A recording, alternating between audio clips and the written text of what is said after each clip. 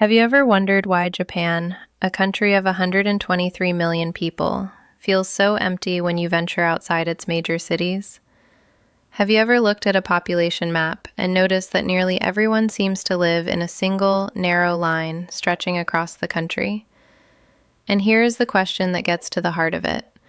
What geographic forces have conspired to cram two-thirds of Japan's entire population into a corridor that makes up less than 10% of its land, leaving the rest of the country virtually empty? We are going to explore one of the most unusual and interesting population patterns in the world. We are going to look at why Japan's population is so concentrated, why the rest of the country is relatively empty, and how mountains, oceans, currents, and centuries of history have shaped where people live. This is a story about geography, about climate, about trade routes, and about how the physical world shapes human settlement in ways that persist for centuries. Let us start with the numbers, because they are genuinely astonishing. Japan is home to around 123 million people, making it the 11th most populous country in the world. It is also home to the world's second most populous island, Honshu, where more than 83% of the Japanese population lives.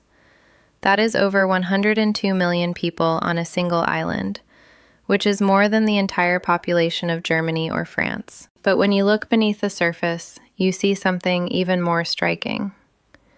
The vast majority of Japan's population lives within a relatively small, linear corridor that runs across the center and east of the country. This line encompasses most of Japan's largest metropolitan areas, including Fukuoka, Kitakyushu, Hiroshima, Okayama, Takamatsu, Kobe, Osaka, Kyoto, Nagoya, Hamamatsu, Shizuoka, and of course the biggest of all, Tokyo. Roughly 80 million Japanese people live within this long but narrow line that extends for about 1,200 kilometers across an area that makes up less than 10% of Japan's total land area. That leaves the remaining 90% of the country significantly more sparsely populated. To put it in perspective, about 80 million people live in that small corridor, while only about 43 million people live in the rest of the country, which is more than 9 times larger. The average population density within this corridor is nearly 17 times greater than in the rest of Japan. That is one of the most astonishing regional population differences seen anywhere in the world. The corridor itself is even more densely populated than the crowded city-state of Vatican City, while the rest of Japan has an average density about the same as the U.S. state of Pennsylvania. Economically, the imbalance is even more extreme. This corridor accounts for an astonishing 70% of Japan's entire economy. So not only do most people live there, but most of the economic activity happens there too. It is the heart of the nation in every sense. This highly populated and economically powerful line has been referred to by many names. Sometimes it is called the Taiheiyo Belt, which means Pacific Belt in English, and other times the Tokaido Corridor. I will refer to it as the Taiheiyo Belt. In many ways, it is comparable to the Northeast megalopolis in the United States, the densely populated urban area running from Washington, D.C., through Baltimore, Philadelphia, New York City, and Boston. Geographically, the Taiheiyo Belt is a bit larger. If you placed it side by side with the Northeast, with Fukuoka where Washington, D.C. begins, the belt would extend well beyond Boston, with Tokyo placed roughly in central Maine. And with about 80 million people, it is significantly more populated than the Northeast megalopolis, which is home to only about 53 million people. This difference in population density and scale partly explains Japan's dramatically superior rail connectivity. The famous Shinkansen bullet train network connects the entire corridor, enabling rapid transport from Tokyo to Fukuoka in only about 3.5 hours. That is roughly half the time it takes Amtrak's Acela to cover a similar distance from Boston to Washington, D.C. When you have that many people living in a line, building high-speed rail makes economic sense in a way it does not in more spread-out regions. But this raises a fundamental question. Why does Japan's human geography look like this? Why do so many people live crammed together in this narrow line? And why is the rest of the country so empty?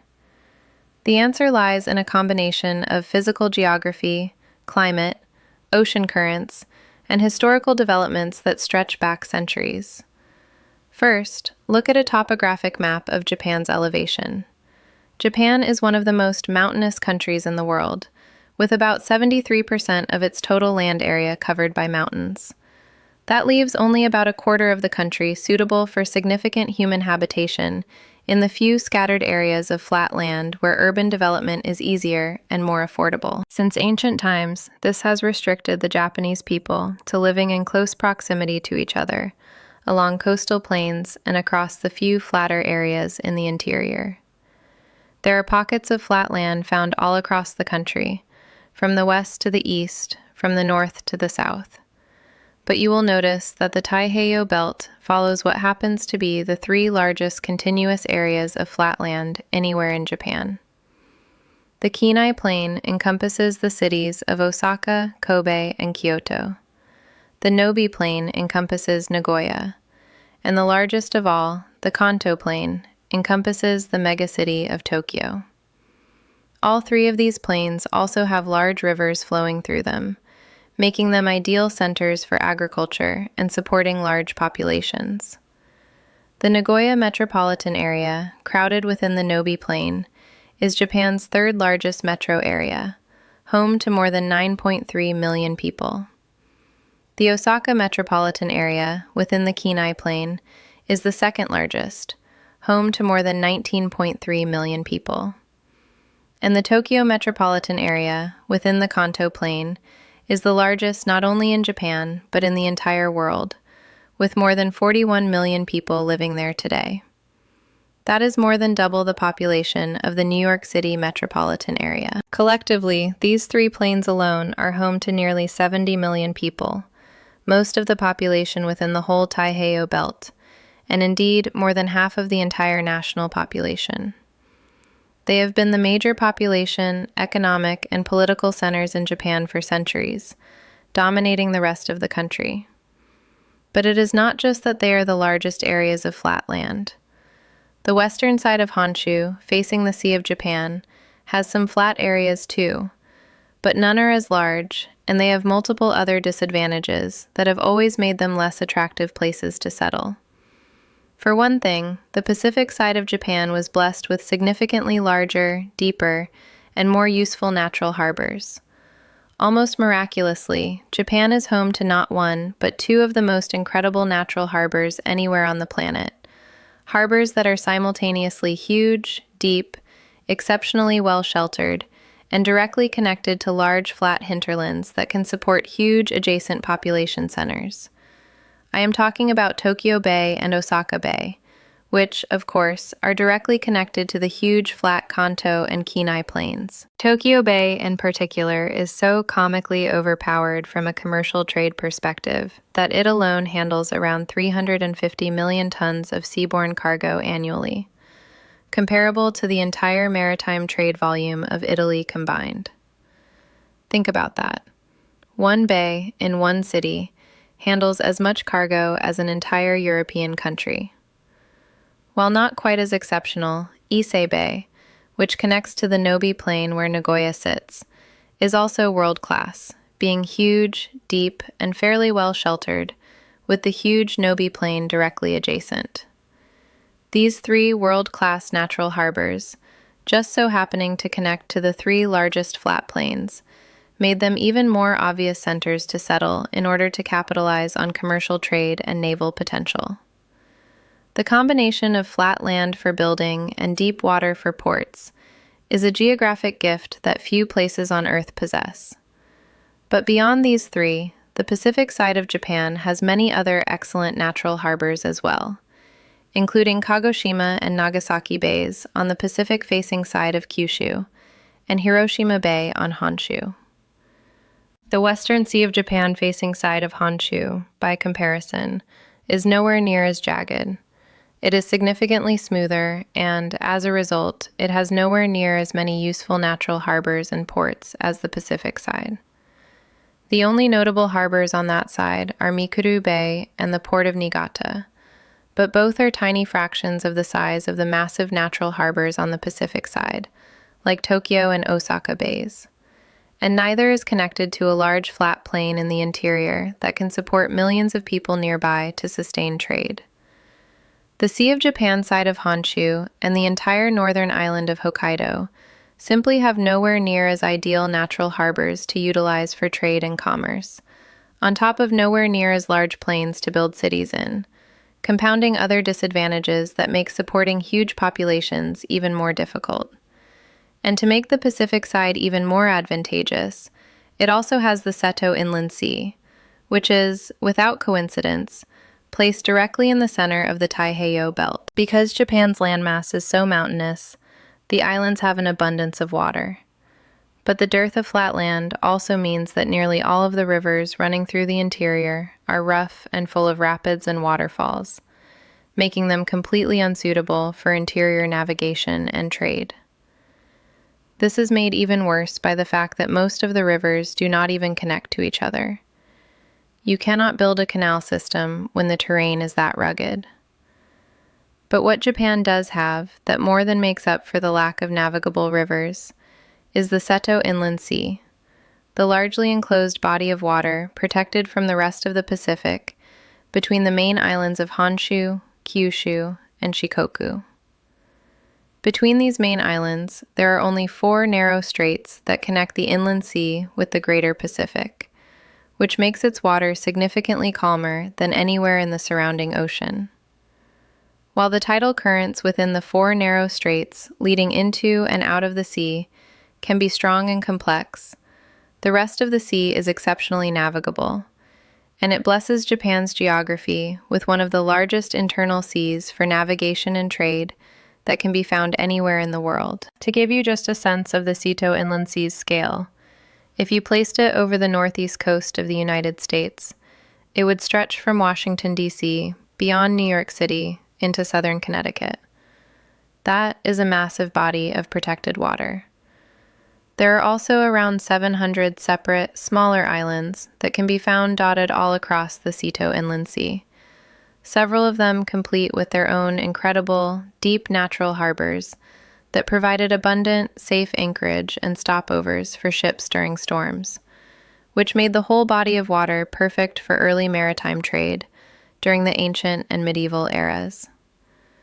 The sea also provides a moderating effect on the regional climate around it, to the extent that it is often referred to as Japan's Mediterranean, an area with year-round warm temperatures that supports year-round navigation and agriculture. This is not a small thing. In a world before modern heating, being able to grow food and move goods year-round was a massive advantage. During pre-industrial times in Japan, building roads across Japan's mountainous terrain to connect disparate flat areas together was extremely difficult. But the calm waters of the Seto Inland Sea provided a critical alternative for much easier and efficient sea-based transportation instead. It was essentially a natural highway. Even better, at the eastern edge of the sea, the presence of Awaji Island created the even further enclosed Osaka Bay within it, directly connected to the huge flat area of the Kinai Plain in the interior.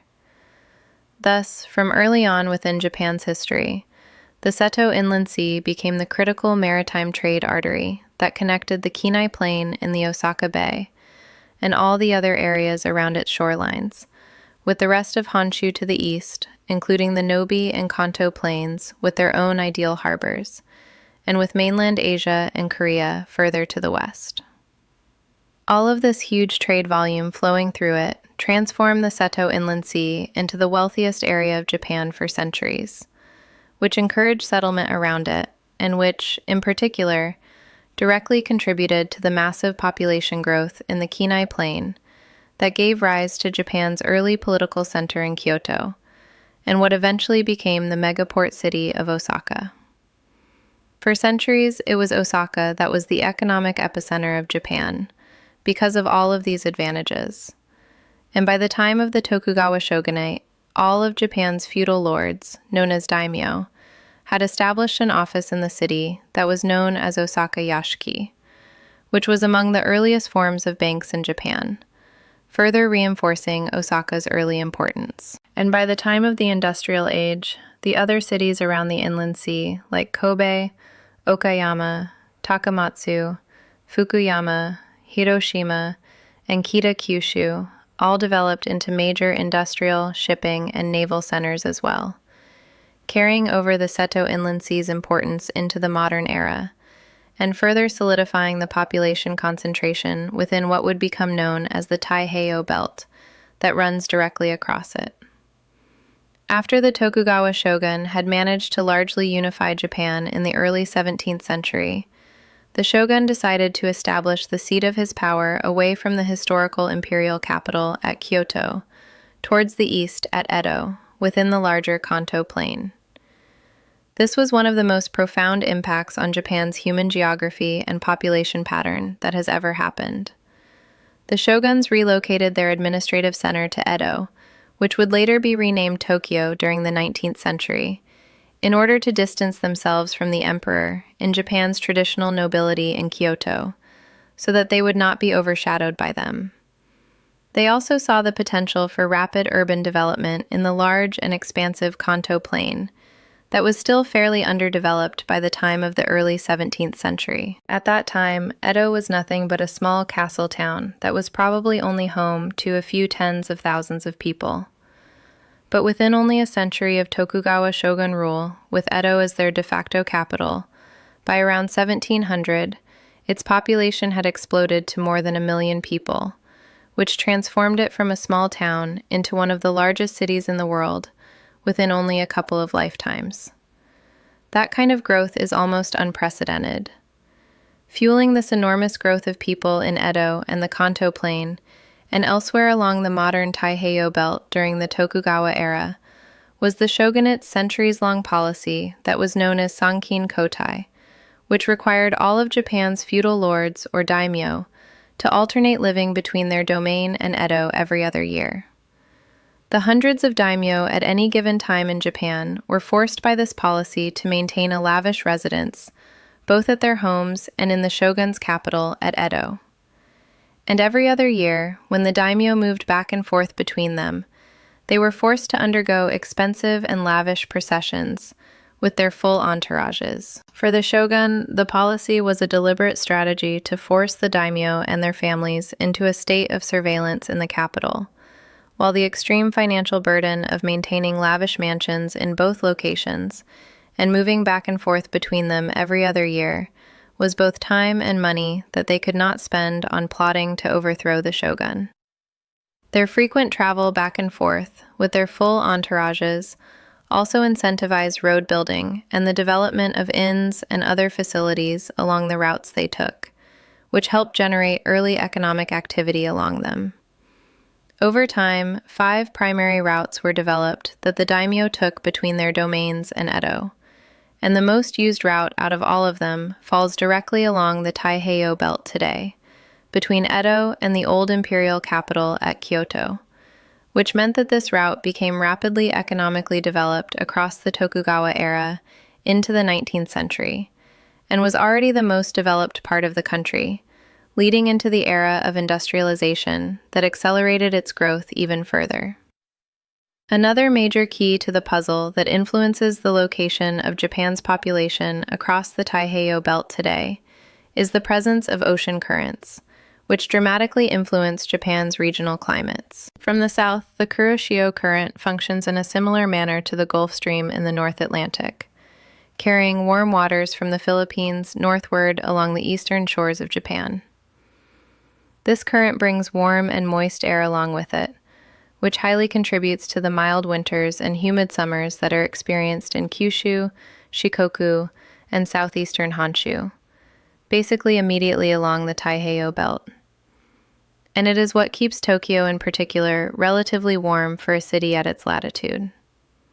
At the same time, an opposite oceanic current also comes down to Japan from the north, known as the Oyashio Current, a cold subarctic current that flows south from the Arctic Ocean through the Bering Strait, carrying frigid but nutrient-rich Arctic waters along with it. Almost immediately northeast of Tokyo Bay, the cold Oyashio Current collides with the warm Kuroshio Current, creating one of, if not the richest, fishery areas on the planet that has always been easy to capture and exploit from the relative safety of nearby Tokyo Bay to help support the population across the Kanto Plain. The combination of warm and cold currents creates upwellings that bring nutrients to the surface, supporting vast amounts of marine life. The cold air above the Oyashio Current contributes substantially to the colder climate that can be found in the northern island of Hokkaido and along the western coast of Honshu that faces the Sea of Japan. But there are a lot of other complex climatic effects going on here that make them even worse. A branch of the warm Kuroshio Current, known as the Tsushima Current, breaks off and flows into the Sea of Japan from the south. But during the winters, when cold and dry air originating from Siberia blows across the Sea of Japan, the cold air masses will pick up the moisture and warmth from the relatively mild Tsushima Current and become saturated. When that saturated air then hits the mountains in western Honshu and Hokkaido, it will rapidly cool and then dump an absolutely enormous amount of snow in the process, to the point that northwestern Honshu and Hokkaido are among the snowiest locations that can be found anywhere on the planet. It also means that eastern Honshu, which faces the warmer waters of the Pacific, along with Shikoku and Kyushu, experiences dramatically less snowfall than the western side of Honshu and Hokkaido, which suffer throughout the winter, an area of Japan that is literally referred to by the Japanese as the snow country.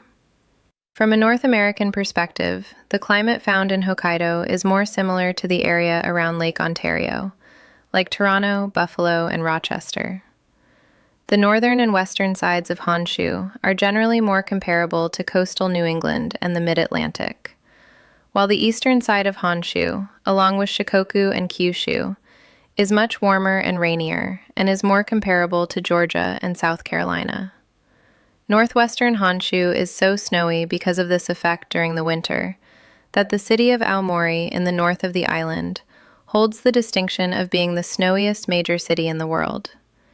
Its 265,000 people experience a whopping average of 8 meters or 26 feet of snowfall every winter, nearly 6 times as much snowfall as Minneapolis experiences on average in the United States. Snowfall gets so deep in some parts of the snow country that some buildings are designed and built with a special entrance through their second story.